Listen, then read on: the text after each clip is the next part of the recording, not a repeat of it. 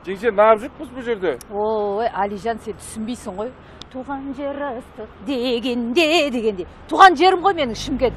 Ыстық қой, мен үшін ыстық.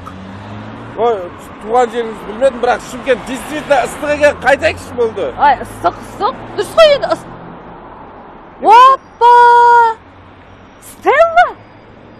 Стелла бар ма мына жерде Тәуке ханның бойында?